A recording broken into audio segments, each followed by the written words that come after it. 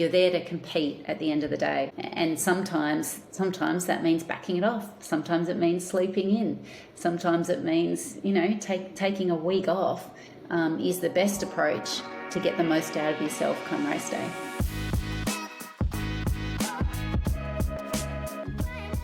Hey everybody, welcome back to episode 2 of the PILLAR Performance Podcast. I'm Damo and I'll be your host today. Thank you for listening again. PILLAR Performance Show is a show that we've tried to create to connect athletes and experts in the field across endurance sports, namely focusing on triathlon, running and cycling. What we plan to do with this podcast, we want to unpack the stories and the learnings to educate around the pillars of micronutrition, but also other elements of endurance sports and the trending topics, and obviously the companies and the brands and the athletes that are leading the way in the space. One of the guests that I would love and have been very looking forward to introducing. And I feel like many of our audience, customers and listeners already know this person very well. But today I want to dial in on two main things. I want to introduce this person as a person, as her role in what she does here with our company, as an expert and leader in performance nutrition. But also want to start right back at the beginning of her journey, because her journey was very much in the realm of professional sport. So without further ado, it's my pleasure to introduce everyone to our resident dietitian here, Pip Taylor. So Pip, thank you for joining us on the show. Thank you. Always love to have a chat. I know it's a bit different, isn't it? It's actually it's strange that it's not one of our live shows that we've done previously. But hopefully, look, we're still finding our way with this podcast, Pip, and look, this new platform. I'm still learning as well, and I think everyone enjoys a new platform and understands that there'll be a few hiccups along the way. So I just want to dive straight into it, Pip, because I know you and I are both very busy, and I think people are probably sick of me talking, but I want to start right at the beginning, Pip. I don't think we've had a great opportunity to even tell your story. I think everyone knows you about what you're doing now in life and your position in performance nutrition globally. But can you start us right from the beginning? How did you get into it, and what was your journey as an athlete? Yeah, well, I guess sport has always been part of my life. I grew up as a swimmer, doing little A's, into quite a few different sports at school. But it was really towards the end of my time in high school that, I think by about that age, you realise, you know if you're going to make it as a swimmer or not. And I love training. I love turning up to training.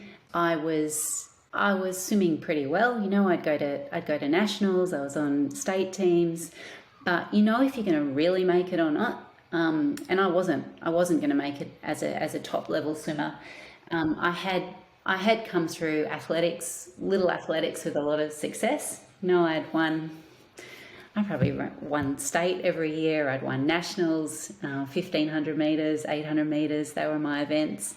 But I also had a lot of problems as a very young runner. I was injured a lot, and probably still don't quite understand some of those injuries. But it meant that I felt a little bit hesitant or a little bit limited on that path as well. But I knew that I had a desire to remain in sport. I felt like that I could be half good at something. So I actually went down and did some testing at Australian Institute of Sport, and it just tests capabilities and things that you're good at, things that you're not so good at. It certainly showed that I probably wasn't going to be a jumper or a sprinter. I didn't have the greatest hand-eye coordination, so ball sports probably weren't my thing. And triathlon came out as not the top sport, but one that was in there that certainly interested me a lot. I very naively thought, I can swim, I can run, can't be that difficult. And it really went from there. I was put in contact with the right contacts for the sport, and my journey started really pretty quickly. I had within a couple of weeks a bike out of the trading post at the time, which is, I don't even think that exists anymore. It's probably equivalent of Facebook Marketplace. Well, should I say maybe for some of our American audience, mate, is that I imagine it's like Craigslist? Trading post. Exactly. I mean, you and I know what that is. It's a very Australian thing, but I think it's a bit like Craigslist, isn't it? Exactly. Yep. And I bought a very secondhand bike I knew absolutely nothing about bikes at the time. I think it cost $800, which, for me, I thought, oh, that's quite a bit of money, isn't it? Again, very naively, knowing now how much bikes cost. And that was actually the first race that the first bike that I used in my first year as a professional athlete. Because I think I got my pro license in my second race, very quickly into the deep end. About my fourth or fifth race, I was racing in what was at the time the F1 One Summer Series, which is the televised series, short races in Australia, with some of the top triathletes, not just from Australia, but across the world. So it was very much baptism by fire. But it was also, that was the start of what was to become probably 12 or more years, close to 15 years actually, racing and racing across the world and in some of the best races and some of the best years of my life. And did you ever get on a bike as a kid? Or did you do, No. in terms of it's interesting. I hear so many times when people are diving into triathlon, there's always that one of the third discipline is always the one. I mean, predominantly I hear, and tell me if I'm wrong, it's often the swim, right? It's often people have a background in cycling or run, and swim is the third one that comes across. But it's interesting that you had, you have the start and the finish, but you had to kind of master the middle. But you'd never had any background in cycling? No background whatsoever, aside from a kid with your bike around the neighborhood, which, that's when you're a very young kid. So no, I probably hadn't been on a bike for a couple of years. So that was really new to me. And, in some ways, parts of it are possibly the easiest of the three to pick up. In other ways, it is a big challenge. The skill component of being on bikes, being comfortable on bikes, being comfortable around other people on bikes, is really, really important, particularly in the shorter course racing.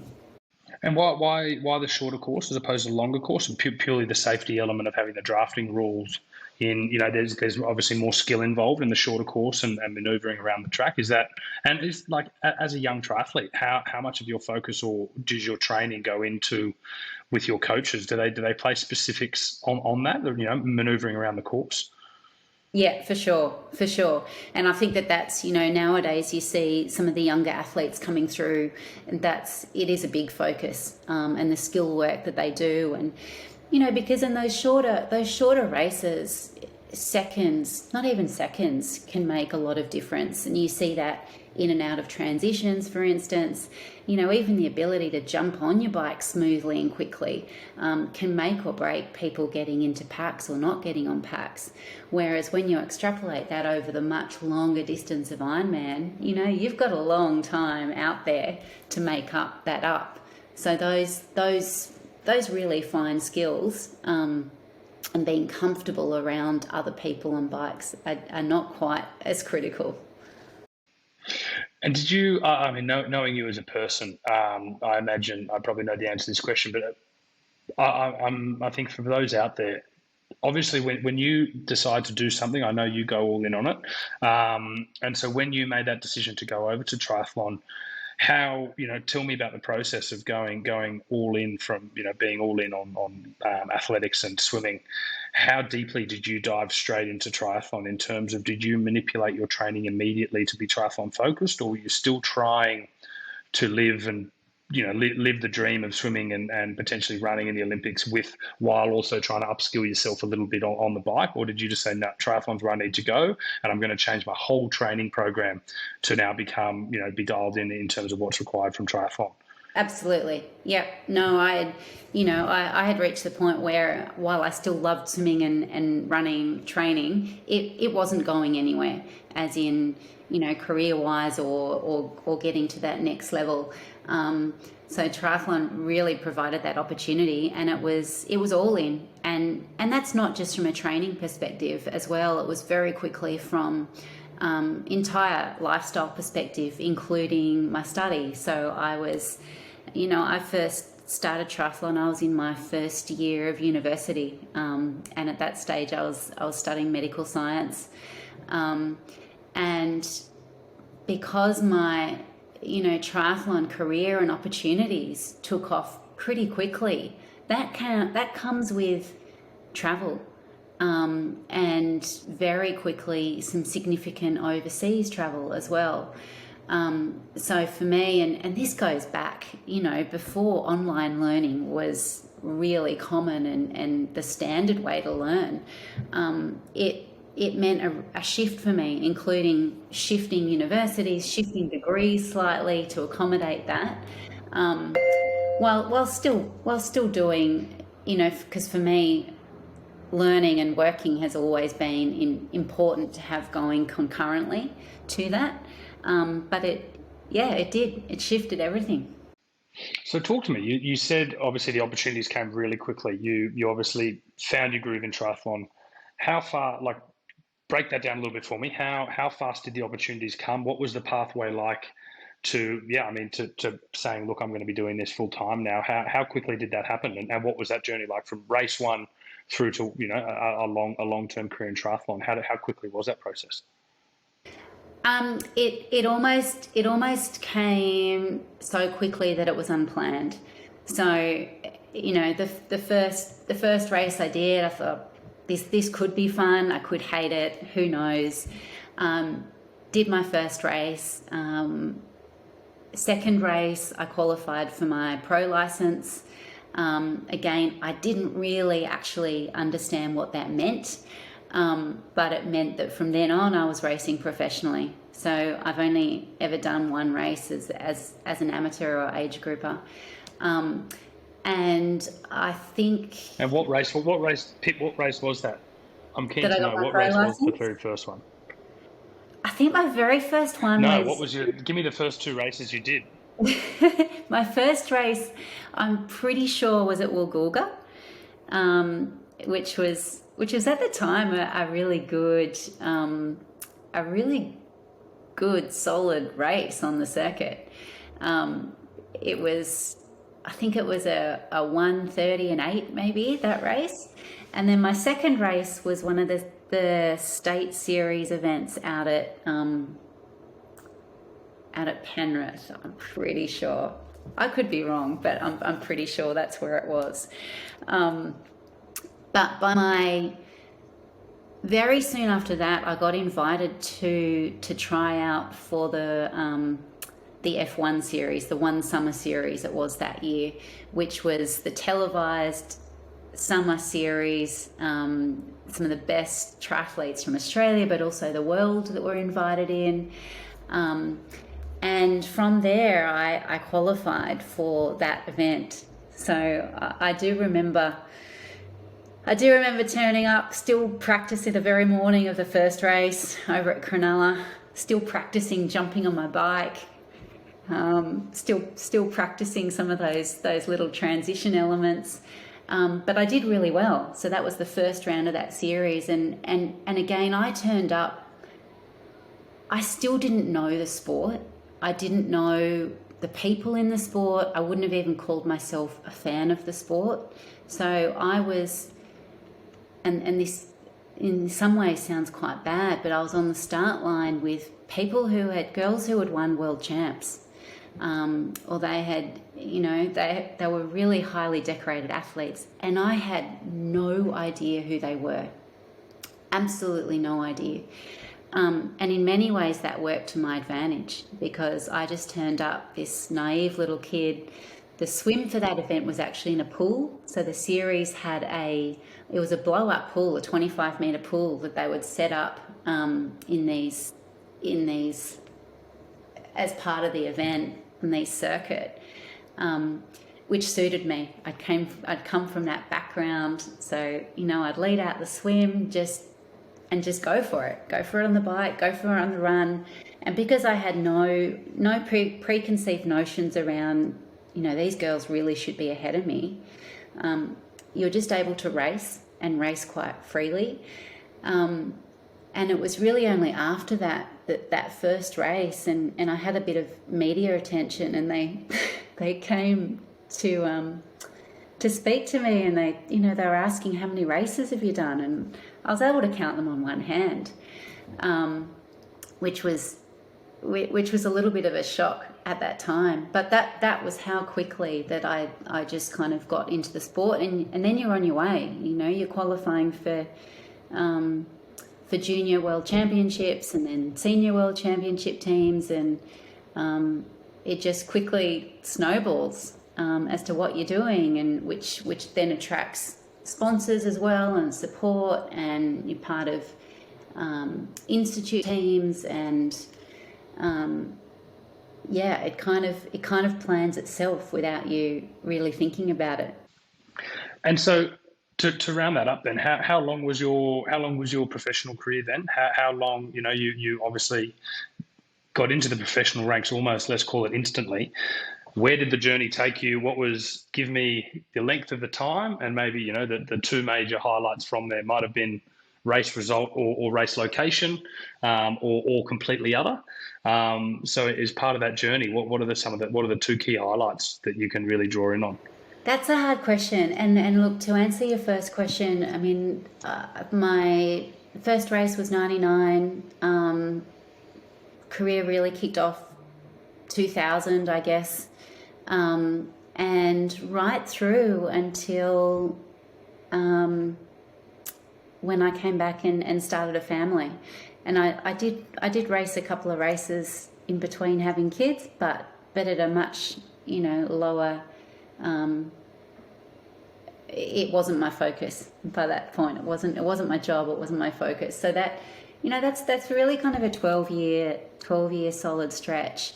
And I've raced the spectrum from those very short races, and the Olympic focused events, and then through to the call it more the US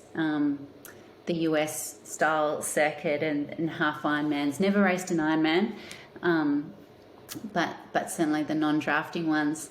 Highlights, I find it hard. Look, I would put my hand up and say I don't feel I ever got as far in my career as what I think I could have, or should have, and with a bit of hindsight, with a bit of maturity about things that I think that I did wrong in my career, including overtraining. That for me, that's probably the biggest one, and some injury management as well. But I think the highlights for me is really, looking. I never expected to have a career, to make money from the sport, to have 12 years of traveling the world, going to different places, meeting different people. That was never even on my radar when I first heard the word triathlon. So for me, looking back, I'm quite proud of that fact as well, and to make it part of my life and part of who I am. And I still had some decent level success on there. Won and podiumed at some World Cups. I've won some of the big US races that, some of those races are incredible. It was. I feel privileged actually to have those 12 years. Yeah, I mean, and for those of you out there, like Pip and I have spoken before, but we share a few similar regrets in our professional. I mean, I was without a doubt one of the biggest, I was an overtrainer, and poorly managed a lot of serious injuries in my career, and Pip and I have spoken about that. And maybe Pip, I will, while I've got you on this section of the podcast, maybe give a little bit of anecdote out there to young triathletes, young endurance athletes, because we get told, you and I both got told in our careers to slow down and listen to our bodies, and we chose not to our detriment. But what's some advice you could give to young triathletes coming through, and even maybe potentially young little athletics competitors as well? As you said, you were pretty injured there, and I imagine it's something that every young athlete goes through in endurance sports. But what's that advice to athletes wanting to get into triathlon and trying to manage injuries and training when all the content is telling them to just hours on training, how many kilometers per week, and there's this, like there's just such a push to just train and train and train. What's your bit of anecdote on that? Yeah, it's a really difficult one, and I think it's really difficult when you're in that bubble, when you're really in that moment. But when you take a step out, it becomes really obvious. It becomes really obvious that, at the end of the day, you're actually there to compete. You're not there to train. And it becomes so easy, as you said, to get wrapped up in chasing those daily numbers, or get wrapped up in, yeah, but this is what my training program says, even though I feel so tired, or I can feel these levels of fatigue. If I don't do what my training program says, then, have I failed that in some regard? So I think there's always a little bit of taking that step back and acknowledging that you're actually, what you do on a day-to-day basis does matter, but that's not what you're there for. You're there to compete at the end of the day. And sometimes that means backing it off. Sometimes it means sleeping in. Sometimes it means, taking a week off is the best approach to get the most out of yourself come race day. Yeah, exactly, and it's one of those ones where people, sometimes you do have to have and go through a little bit of yourself to realise that there's advice out there. But from my personal experience, really listen to your body is probably one of the biggest key feedbacks I can give to anyone. Pip, we'll segue there. Professional career, as you said, you were studying medical science. Assumably, there was an interest then in physiology, in some level of science and nutrition. Tell us how that transition went from professional athlete into obviously professional life then as a performance dietitian. Talk us through that journey. Yeah, there's always been an interest in human body, physiology, how things work. My mum is a GP, she's a doctor, and so I grew up, there's medical magazines sitting at the table, so reading and looking at those pictures. There was always that interest there. And then for me as well, then as an athlete, there was that connection between what I'm doing, how I'm feeling, not just to what I'm eating, but what else I'm doing. And I always like connecting those dots. And that really just kind of narrowed a little bit into nutrition. Again, I'd always eaten well, grown up in a family of good cooks, had good produce around us, and for me as an athlete, it was really obvious and strong connections between how I felt, how I recovered, how I was sleeping, and the realization that all of those little pieces did make real tangible differences. And that just sparked a real interest in wanting to know more, to understand more, and I formalized those studies and degrees, and a desire as well to communicate that to others or educate others. It's still surprising to me, either the lack of knowledge or understanding that's out there amongst athletes and non-athletes. And then on the flip side, the amount of confusion. There's almost so much information and so much conflicting information that it can become quite complex as well, when in reality it's pretty simple. Food is pretty simple. So there's that desire to be able to cut through that and make it simple for people, and particularly for other athletes. Absolutely. And we talk a lot internally here at PILLAR, but it's one of those things there that the market of performance nutrition is saturated at all categories, from micro right through to macro and everything in between. But with that, there has been a saturation in education to the point where there has been miseducation around this entire category, which is really difficult then to try and break through for an athlete to work out which education is attached to a product, which are both misleading in terms of what you actually need as a person. And sometimes, as you said, we try and keep it simple, stupid, and just try and dial it right back in. And we talk often about it being a one size fits one. And I know that's your process with, like, when you started obviously did you start your journey in nutrition doing one-on-one? Like, do you Did you do one-on-one clinics? Did you go straight? Because obviously you've spent a lot of time in the team space. And I kind of want to give me your feedback on your time as a one-on-one clinician and how that looks when you're dealing with athletes on an individual basis, how you do that, and then how you translate that into a team environment. And you're dealing with some of the biggest AFL teams and professional teams here in Australia now, and you have to program for potentially 50 people if you look at the entire squad, but then also break that down on an individual basis without the amount of hours in a week to do it. So talk to me about how you transition that and how that learning was for you in that process, because I imagine with one dietitian, I know a lot of the big teams in the US and in Europe as well still operate with only one dietitian for a huge amount of very, very important clients. Let's say if we're talking about some of these European football teams, there's a lot of money sitting in that locker room. It's interesting that there's still only a certain amount of hours in a week given to nutrition. I actually couldn't agree more on that point, and it blows my mind almost on a daily basis that we know nutrition underpins absolutely every element of performance. So we know that, you're going into the gym, you're doing your strength and conditioning programming, you're doing your fitness programming, your sleep, we know how important sleep is in terms of recovery. All of those different elements, there's a nutrition component that underpins all of them. And without getting that right, you're never going to maximize any of these other elements of performance. So it still blows my mind that nutrition in some programs is seen either as a tick box exercise or an optional extra nice to have, or it's just, it's really downplayed in its importance.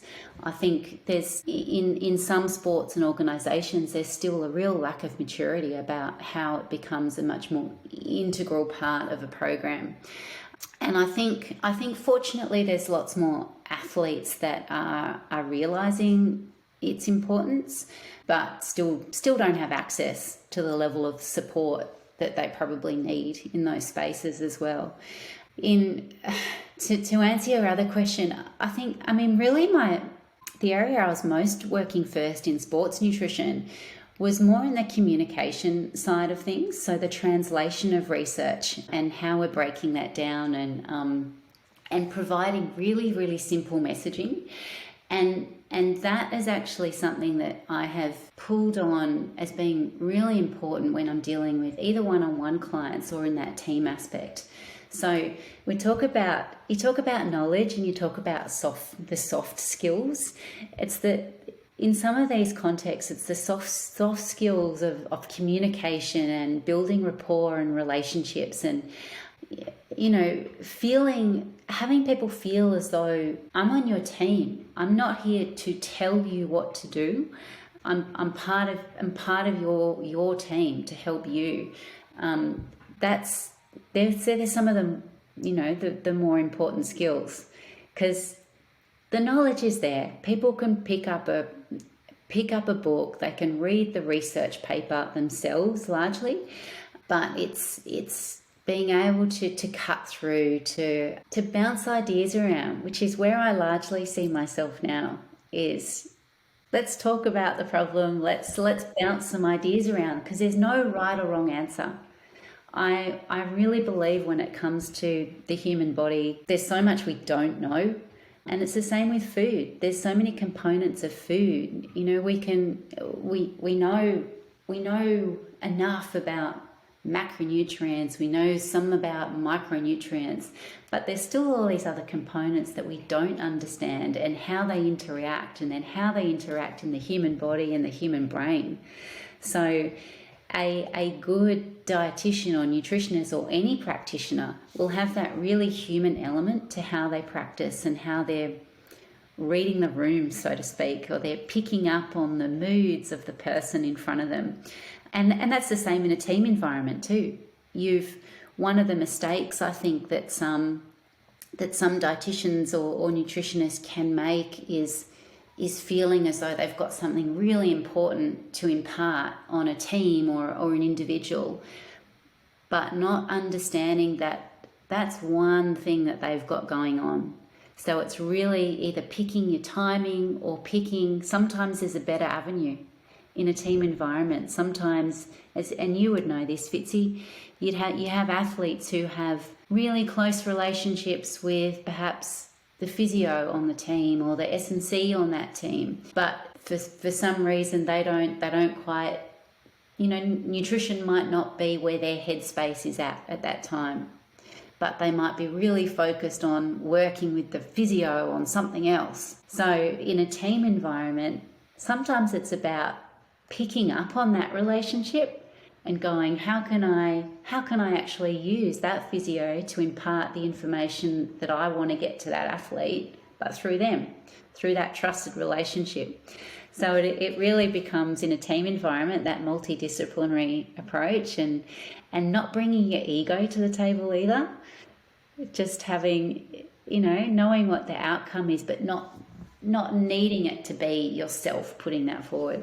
Absolutely. And I'll let you know my pet hate from my experience in team environments here in professional sport in Australia. And I know after spending time in my career playing in Europe as well, I found it knowing what I know now about recovery, and since having launched PILLAR and understanding the absolute non-negotiable element nutrition and sleep have within recovery, I find it very interesting that they are the two elements of recovery that teams with a very high paid roster will leave that to autonomy of the players.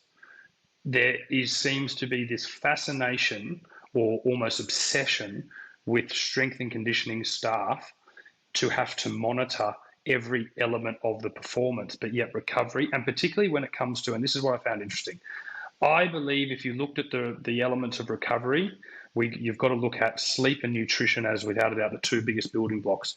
Everything underneath that, in my opinion, is secondary, important but secondary. So let's put your gadgets such as your Normatec and compression boots, your compression garments for flights.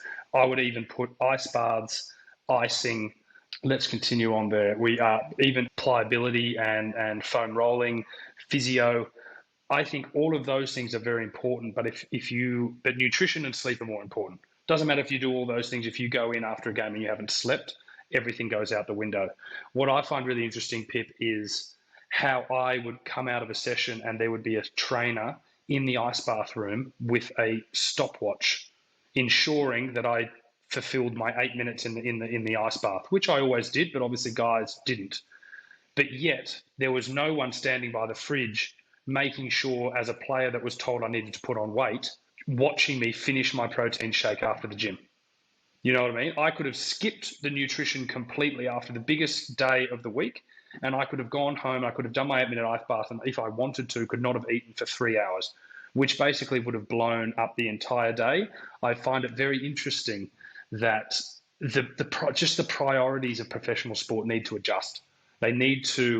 They really need to reconsider about where the hierarchy of everything sits and the importance you place. Because if you place importance on it, that teaches young athletes what the importance is, and that's where autonomy comes from. But we digress on that, Pip. We can talk a lot on that. But I think, Pip, for this episode, I do want to leave it there. I want to thank everyone for listening today. Pip and I were going to dive into some information on sleep and recovery, but what we've decided to do is break this podcast up into two. So, Pip, again, thank you so much for coming on. Incredible insights to learn about where you came as an athlete and obviously how you've taken your learnings from your athletic life, and obviously then the interest from your mum as a GP into the world now of performance nutrition. You are helping athletes all around the world now with your work through PILLAR and obviously the work outside you do with that. We all thank you, and we're going to dive into a lot of these episodes. But for everyone, thank you again for listening to the podcast. For those listening on Apple or Spotify, we would love a nice positive review if you have learned something about this today. So make sure we listen to the following episodes because we're going to have Pip on shortly. But everyone, train well and have a good afternoon.